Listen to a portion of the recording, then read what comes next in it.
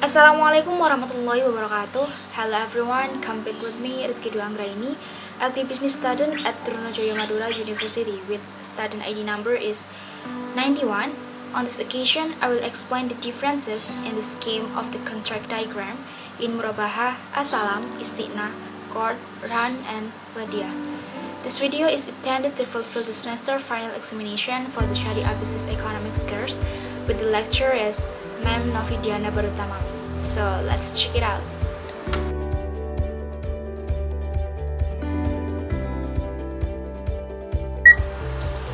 Okay, Murabahah is a sell or purchase agreement between the bank and the customer. Islamic banks buy goods that they are needed by the customer and then sell it to the customer concerned at the acquisition price plus a profit margin agreed between the Islamic bank and the customer.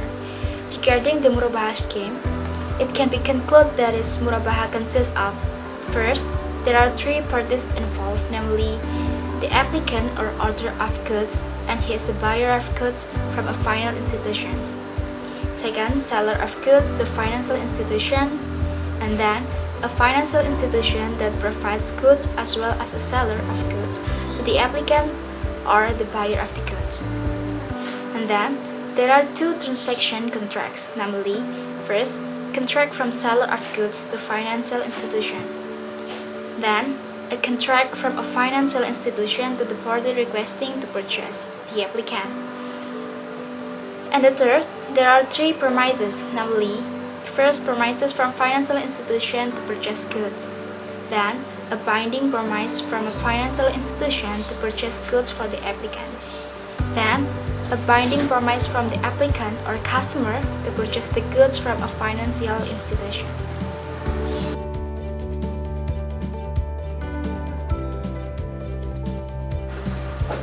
And the next, Asalam, is a sell and purchase by ordering goods in advance whose nature or size is stated while the payment is made in cash.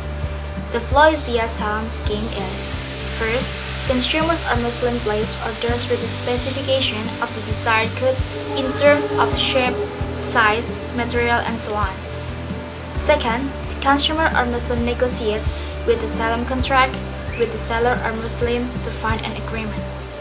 And third, consumer or Muslims make payments for orders in advance after finding an agreement between both parties to transact greetings. And then, sellers prefer to produce according to order from consumers. And then, the seller or Muslim should send the goods produced or ordered to the buyer or Muslim according to the agreed date at the beginning.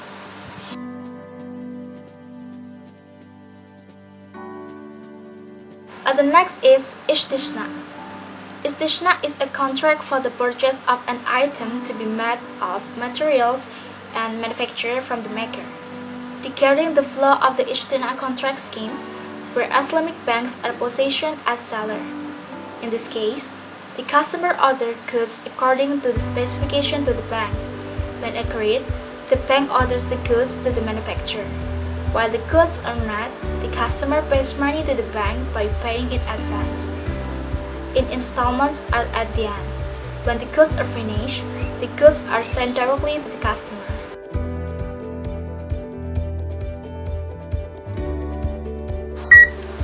And then is Qard. Qard is the provision of loans to the other people that can be billed or returned immediately without expecting anything in return in order to help. In other words, the loan money returns to its original state without any addition or subtraction in the return.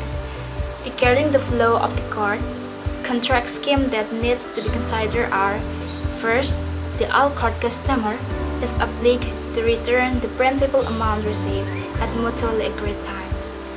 Second, administration fee is charged to the customer. Third, banks may request guarantees from customers if deemed necessary. Then, Qard customers can give donation voluntarily to the banks as long as it is not agreed upon in the contract. And finally, if the customer cannot return it at agreed time, and the bank has confirmed its inability, the bank can extend the prepayment period or write-off as oral of its application.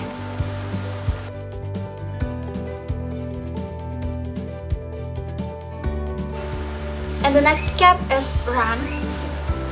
Run is a holding collateral material that is material belonging to the borrower, as collateral or a loan he receives.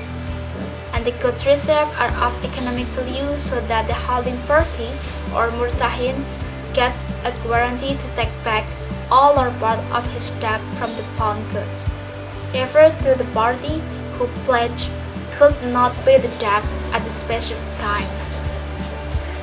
The run scheme flow is first, transaction contract between the party who pawns the good and the pawn shop.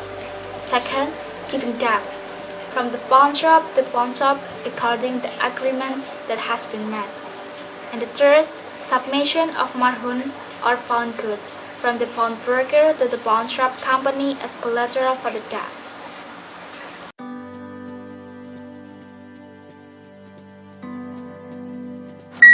And the last cap is wadi'ah.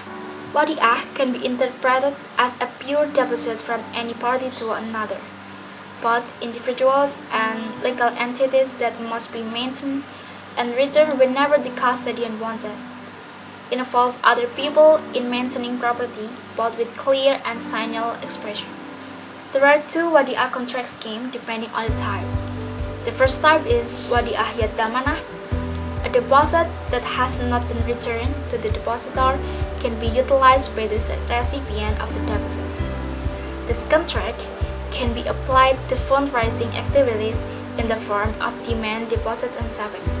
It can be seen in the contract flow scheme, but also includes the use of funds and profit sharing between the two parties. And the second type is wadi'ah yad amanah. Is the recipient of the deposit may not take advantage of the deposit item until the depositor retrieves the deposits. In the flow scheme, it's only limited to depositing funds. So yeah, finally maybe what I can say on this occasion, more or less sorry, thank you for your attention, and then wassalamualaikum warahmatullahi wabarakatuh.